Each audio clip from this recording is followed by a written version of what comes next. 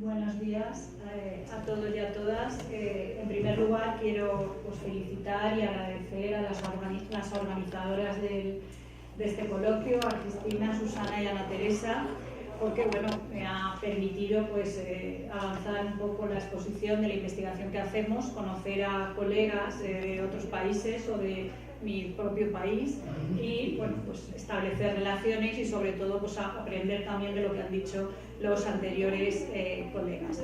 Bien, la investigación la comunicación que voy a exponer se enmarca en la investigación dirigida por la profesora Susana Mascheroni, que se llama Migraciones, fronteras simbólicas y vínculos sociales, comparación de personas de Europa del Este en México, Argentina y España. El objetivo general de esta investigación es comparar las experiencias que han tenido estas personas que han migrado de países del exbloque soviético en cada uno de nuestros países, teniendo en cuenta que cada país es un mundo, que se dice. Entonces ahí, eso es lo que queremos también enriquecer con la investigación. Objetivos específicos, también incluimos comparar la legislación vigente, ver qué estrategias laborales y qué modalidades de inserción laboral han tenido cada uno de estos inmigrantes, la visión del país de acogida, qué aspectos positivos y negativos, lógicamente. Ya pondré ejemplos posteriormente, y qué vínculos siguen manteniendo con las sociedades de origen, así como también todo el tema de las identidades y la reconfiguración de las identidades. Bien, esto es más o menos nuestra investigación y, como acabo de exponer, la perspectiva epistemológica se centra, como ya pueden haber deducido, en comprender los fenómenos migratorios a la luz de las experiencias y significados de los migrantes. No queremos hacer un relato descriptivo de cuántos migrantes hay, de dónde vienen, qué características tienen, sino sobre todo comprender qué significado le han dado a esa decisión individual de migrar a otro lugar como lo han hecho. Bien, ahí teóricamente nos ubicamos dentro de la perspectiva weberiana, de darle sentido a la acción que han realizado, y teniendo en cuenta también toda esa trayectoria desde la Escuela de Chicago, precisamente Thomas y Nanicky, que fueron los primeros en utilizar el discurso, en este caso escrito, de campesinos polacos en los Estados Unidos. Seguimos esa trayectoria. Después el interaccionismo simbólico, todo lo que es el constructivismo social, la fenomenología social y también las teorías de las migraciones y también las teorías del cambio social. ¿Por qué también las teorías del cambio social? Ya que ha supuesto un cambio social importante en los países del exbloque soviético desde el colapso del 91. De ahí tenemos también que comprender qué teorías se han utilizado para exponer este cambio social importante en estos países. Bien, la perspectiva entonces metodológica la denominamos dentro de lo que es la perspectiva cualitativa, ¿no? Que es quizá la palabra más utilizada, ¿no? Más que cuantitativa. Y ahí, ya que queremos comprender los aspectos subjetivos a través de un discurso, a través de las palabras, ya que consideramos que la palabra es un discurso, ¿no? Entonces ahí, hemos leído a Bertó, a Bourdieu, a Ferrarotti, a Legner, que es una portuguesa en la Universidad de Coimbra actual, que estudia las migraciones portuguesas en Europa y de europeas o latinoamericanas de Brasil o de excolonias africanas de Portugal en Portugal, y utiliza también una técnica que es muy novedosa, es lo que llama atelier migrants, que es una reunión como un grupo focal, y hablan los y las migrantes en ese grupo, y de alguna manera se conversa más sobre sus propias experiencias. Nosotras hemos utilizado exclusivamente historias de vida o narrativas de vida, ya que aquí hay diferencias según los autores entre relatos de vida, narraciones de vida, historias de vida. Bertó diferencia entre historia de vida y narrativas de vida. A mí me gusta más narrativa de vida porque aporta algo personal a una simple historia de vida, ¿no? Entonces hemos pensado que esta era la técnica más necesaria. No obstante, no olvidamos los contextos institucionales, políticos y económicos, tanto de las sociedades o países de origen y el de llegada, en este caso España. Se enmarca también un contexto que es real y que tenemos que tener en cuenta. No obstante, el valor heurístico de los relatos biográficos en la investigación sobre las migraciones es lo que realmente nos ceñimos más a ello, ¿no? Bien, aquí, bueno, la entrevista es común, pero está adaptada, la de España, pues, al contexto español, ya que es diferente del contexto argentino, del contexto mexicano. Hemos seleccionado personas con perfiles que lleven entre más de 10 años en España y que hubieran vivido en los países de origen entre 15 y 20 años. ¿Por qué? Porque ahí, bueno, pues tuvo todo su proceso de socialización en estos países. Bien, hemos utilizado informantes clave, asociaciones, pues, de ucranios, la Casa Rusa en Valencia, que era más antigua que el proceso migratorio actual porque vinieron muchas personas que migraron a Rusia después de la Guerra Civil y después regresaron a España y han hecho una comunidad con todos los rusos que han ido llegando posteriormente. O sea que ya había también una base inicial. Informantes clave de distintas asociaciones, contactos personales y posteriormente la bola de nieve, pues, que nos han proporcionado, pues, otros contactos, ¿no? Bien, de momento, esto es una investigación, como lo he puesto, concluye el año que viene, a finales del año que viene, con lo cual de momento llevo 3 narraciones, son 4 hombres y 9 mujeres. Tengo, y lo he comentado con Susana, ¿no?, problemas para encontrar hombres que quieran, se presten a hacer entrevistas. Me ha resultado, no sé si será cuestión mía o cuestión de un entorno, ¿no?, mucho más sencillo encontrar mujeres que me narren su vida que hombres. Entonces, de ahí esa diferencia que espero poder solucionar en lo que queda de año. Bien, los países de origen son, de estas 13 personas que llevo de momento, una mujer de Rumanía, una de la República Checa, 3 personas de Moldavia, 2 de Rusia, 2 de Armenia, 3 de Ucrania y una de Rusia-Ucrania. Vamos a ver, aquí he tenido también un problema que afortunadamente ayer el doctor Sergey solucionó un poco la explicación, porque cuando yo preguntaba qué identidad tenía, me decía, soy ucrania, pero hablo ruso. Y yo, bueno, pero ¿de dónde, con quién se identifica? No, es que yo étnicamente soy armenia, pero yo soy rusa. Y yo, bueno, no ha sido la identidad, pues, a lo mejor tan sencilla que se puede tener en otros países, no digo España porque ahora está la cosa más movida por el tema de las identidades, pero sí en otros países europeos, pues no es francés o alemán, no. Aquí era armenio, pero hablo ruso. Entonces tenía una serie de problemas ahí para hacer la clasificación. Bien, luego, al preguntar por la identidad, que a lo mejor es lo de la identificación, por identidad yo preguntaba qué identidad tenía y me decían la de su pasaporte. Y yo, no, pero ¿usted cómo se siente? Usted sí le... No, en fin, también la lengua pues es un factor que aquí yo creo que, en fin, no resulta, es complicado, ¿no?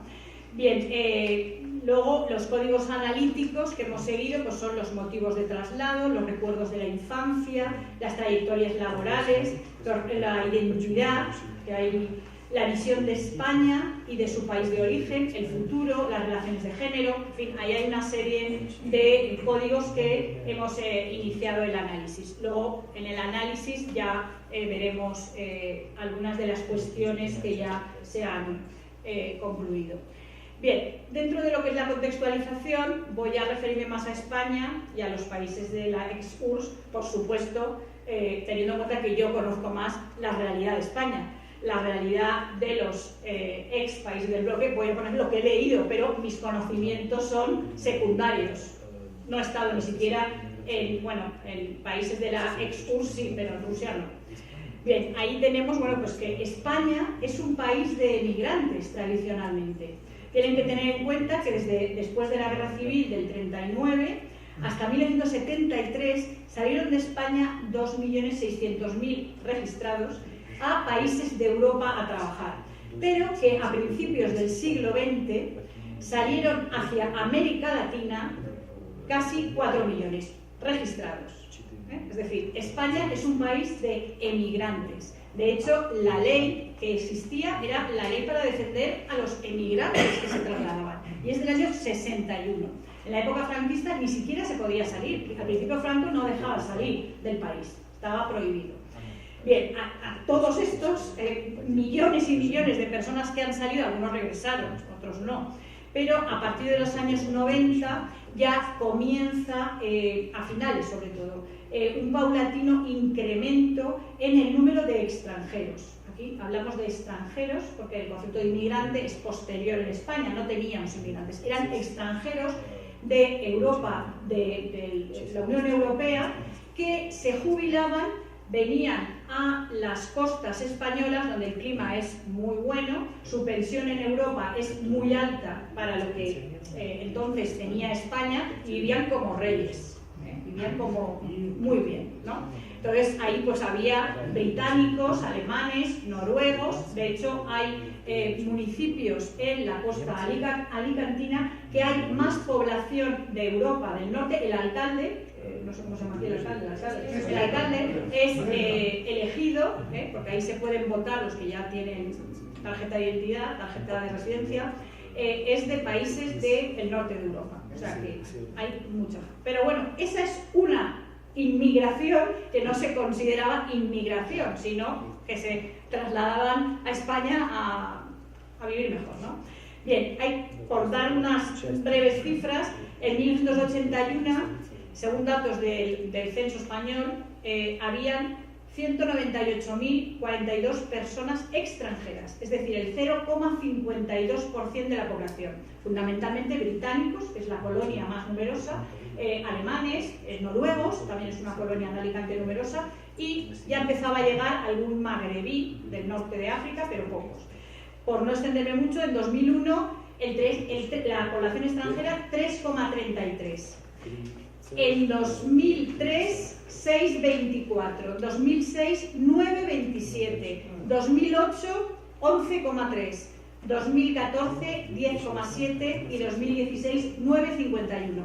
La fractura es con la crisis iniciada en 2010 y que se manifestó sobre todo en 2010, que fue el año con más recesión en España. A partir de ahí empieza un retorno de inmigrantes a sus países y también una salida otra vez de españoles, sobre todo jóvenes cualificados, que se han ido a otros países, Estados Unidos o otros países europeos, a trabajar, ya que en España pues la recesión es importante.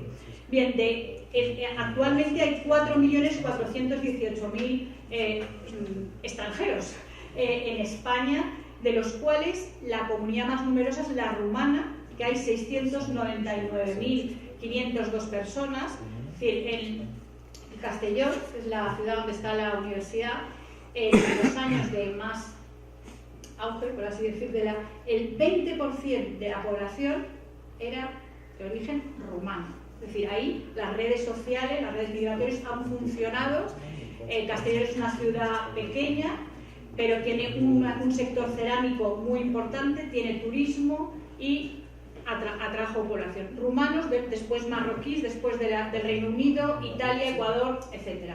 Bien, todo el tema de las migraciones pues ha sido estudiado por autores como Arango, Marcu, Viruela, Sandu, Bernat, Muñoz Comet, etcétera, etcétera. Bien, luego, ¿qué es lo que ha hecho este efecto llamada en España? Hay una serie de factores que no me voy a extender, pero sí es un crecimiento económico en toda la década de 2000 hasta 2008, que se inició la crisis, la recesión a escala mundial, y esto proporcionó también un incremento muy importante del sector de la construcción. Y otro aspecto importante son los cambios sociodemográficos, y hay dos que son muy importantes. Uno es el envejecimiento de la población. Otro importante también es la incorporación de las mujeres al mundo laboral, de ahí el empleo doméstico, que es uno de los factores, y también el cambio social de venir a ser un país más rico, entre comillas, y muchos trabajadores y trabajadoras no querer ocupar puestos de trabajo que los consideraban como inferiores. Y de esto está llamada también a personas de fuera para que los ocuparan. Bien, hay un tema también importante en el efecto llamada, que es toda la aprobación de leyes, ¿no? Se aprobó la Ley Orgánica 4 de 2000 de Derechos y Libertades de los extranjeros en España y su integración social en 2000. Se aprobó una anterior en 1985 en el primer gobierno socialista, después de la caída de la dictadura, pero era, porque no tuvieron más remedio, porque Europa, pues al incorporarnos a la Unión Europea, pues de alguna manera también influía en este aspecto. Se han hecho 8 cambios en esta ley. 8. Es decir, cada gobierno que llega lo cambia, porque la concepción de lo que es la migración es un tema muy político, ¿no? Bien, la última es de 2009 y el reglamento actual que deriva de la ley de 2009 es el Real Decreto 557/2011. No es, por supuesto, el tema de la conciencia, pero sí decir que todo ha sido progresivamente empeoramiento de las condiciones de los inmigrantes.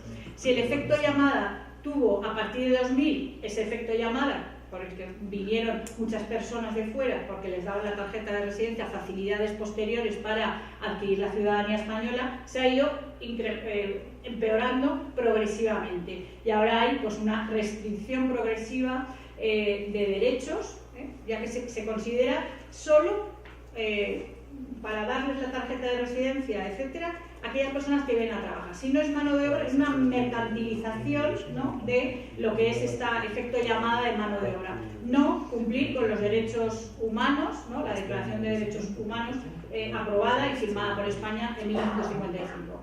Bueno, de hecho, hace 3 años, en el auge de la crisis, se quiso quitar a todos los inmigrantes irregulares la atención sanitaria, que en España es universal. O sea, toda persona que esté allí tiene derecho a recibir una atención sanitaria. Bueno, pues ahora ya se ha quitado, porque las protestas y dijeron los médicos que no la pensaban cumplir, hubo movimiento ciudadano en contra de eso, pero se quiso quitar que recibieran esa atención sanitaria. También, bueno, pues había, en fin, las irregularidades están muy sancionadas actualmente. Si pillan a una inmigrante por la calle y no tiene la tarjeta residencial, lo llevan a un centro de internamiento de extranjeros, se llama un CIE, donde viven prácticamente como si fuera una cárcel. Bueno, no me puedo extender en este tema.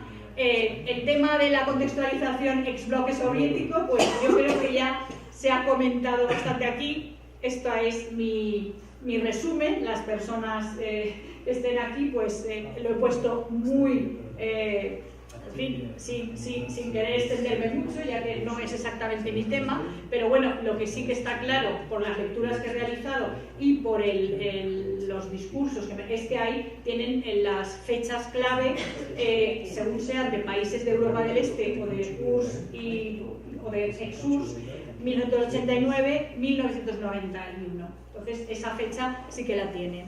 Esa crisis económica a la que también hacen referencia en las entrevistas, bueno, pues también se agravó por el Chernóbil, que de hecho hay una asociación en Valencia que han traído niños de esta época de Ucrania a España, y también el terremoto de Armenia, que ha sido otra de las que yo desconocía, y esto ha salido, que ya empezó la crisis en Armenia antes del 91, con el terremoto de 1987, y también todos los conflictos en el Cáucaso.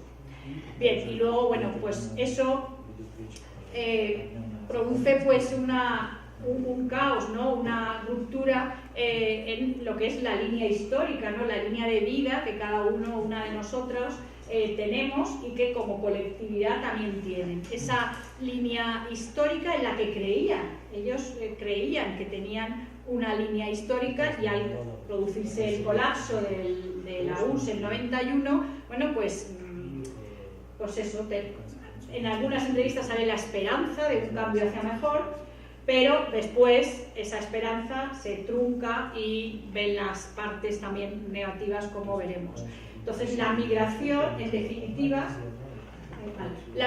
definitiva, es una estrategia de supervivencia individual en un entorno de crisis, ¿no? Bueno, rápidamente he señalado dos códigos solo, ¿no? Por darme más prisa. Uno es precisamente lo que he entresacado de las entrevistas, esa línea histórica truncada, ¿no? Se produce ese colapso y ellos creían en esa linealidad, y de pronto, bueno, pues ven que se ha acabado. O sea, de la utilización de teorías de cambio social, porque no es una revolución como fue la del 1900 rusa o la Revolución Francesa, otra revolución, sino que esto fue, bueno, como lo interpretamos desde las teorías de cambio social, ¿no? Aquí hay una cita: con la caída de la URSS nos quedamos sin nada. Esta es Armenia, sin futuro. Se acabó la seguridad que nos daba el Estado. No nos habían enseñado a buscarnos la vida. Esta es una Armenia, 39 años, que ella estudió ingeniería allí, porque, bueno, ingenieros hay muchísimos de los que he entrevistado. Y ahora, desde que llegó, es empleada de hogar. Lleva en la misma casa, o sea, pero claro, tiene sus... Empleada doméstica. Sí, empleada doméstica. Bien, ¿por qué esta decisión de emigrar? Porque eso también yo pienso que es lo que da sentido a la acción, ¿no? ¿Qué da sentido a la acción? ¿Por qué emigran, no? No todos han migrado, también se han quedado, o sea, que no es una decisión. Bien, y ahí entonces un ucraniano, no sé cómo se dice, para poder optar a un futuro mejor, decidimos salir del país. Quería un futuro en Europa para mis hijos, aunque sacrifique la mía. A ver, este señor era decano de una universidad privada en una ciudad grande de Ucrania. No me acuerdo el nombre. Lo tengo horrible, creo que es. Bien, y ganaba $200. Su esposa es pediatra, y ganaba $35. Entonces decidieron, en fin, toda la trayectoria de cómo llegaron es muy interesante, no la puedo contar obviamente, pero tenían trabajo, eran cualificados. Él es doctor, él ya vino con el grado de doctor a España. Este es uno de los ejemplos de movilidad descendente. No ha encontrado trabajo en la Universidad Española. En fin, vale. Después, otra es cruzar Europa. Bueno, ¿por qué eligieron España? Porque en principio toda la emigración salía más hacia Alemania. ¿Por qué acabó en España? Por esos motivos que he dicho antes. Por el efecto llamada de una buena situación económica, por la facilidad, porque este señor ucranio ya es ciudadano español, por la facilidad en si llevan más de 10 años ya se les da el pasaporte, entonces era una oportunidad. Y había trabajo, de lo que fuera, pero había trabajo. Esta señora es moldava y allí había mucha pobreza. Claro, Moldavia también no es Rusia, es un país bastante pobre, ¿no? Una amiga me dijo que viniera aquí y podría ayudar a mi hijo. La amiga ya estaba trabajando, la amiga es farmacéutica, y trabaja como limpiadora en hoteles, restaurantes, etc. Y ella se viene. Pero esta señora solo está en temporadas trabajando en España. O sea, no está fija en España, es una migración circulatoria. Cuando es la temporada de verano viene, y cuando es la temporada de la nieve, es un pueblo cerca de Valencia, pues regresa. Bien, la gran mayoría vienen sin trabajo. La gran mayoría, y buscan, empiezan, bueno, de peones, todos han contado, a ver, cuéntame tu trayectoria laboral, y todos me hacen toda, hasta que van mejorando. Es decir, aquí sí que se ha observado esa ideología del progreso que en España se tuvo en los años 60 y 70, que se quería trabajar para mejorar comprarse el coche, que entonces en los años 60 no había en España, mejorar las condiciones de vida, dar una educación a los hijos. Esa misma ideología está ahí, quieren el dinero para sus hijos. Bien, y ya, bueno, los rumanos y los búlgaros y moldavos son los que más migraciones circulatorias. Respecto a cruzar Europa y volver a cruzar, hay algunos que vuelven todos los años, hay otros que no vuelven, y no quiero volver a mi país, dice. Esto lo han repetido en más. No me ha dado nada de su país. Aquí está mi casa y mi hija está bien aquí. Sobre todo el factor, los que tienen hijos, no, ya no. Los hijos hay el problema de las identidades otra vez, se consideran españoles. Bien, bueno, las conclusiones de modo provisional, ya que no está concluido todo el análisis y ni siquiera completadas las entrevistas, las narrativas. Bien, hay una decisión individual, ¿no? Hay una dialéctica ahí entre lo que es una estructura, digamos, en contra, ¿no? de ellos, de la situación que ellos quieren, y es una decisión individual con un objetivo, que es mejorar de vida. Este es lo fundamental, mejorar de vida. Y también, sobre todo, porque el Estado en el que confiaban no les da lo que ellos esperan. Eso me lo han dicho, que ahora la sanidad cuesta dinero, y en España, por lo menos la sanidad, la educación, de momento es gratuita. Con lo cual, esos servicios que antes tenían por parte del Estado de la URSS, los tienen ahora actualmente en España. Bueno, la importancia de las redes, porque eso sería otro código de análisis, pero es muy importante. Y, en fin, lo que sí que también se ha entresacado de las entrevistas es ese shock, ¿no? que todos los entrevistados, ¿no? nos han manifestado por ese colapso del 91. Hay algunos más reticentes y otros menos reticentes a hablar de todo el proceso, pero bueno, en cualquier caso sí que el 91 supuso un shock para la vida de estas personas. Bueno, pues muchas gracias por su atención.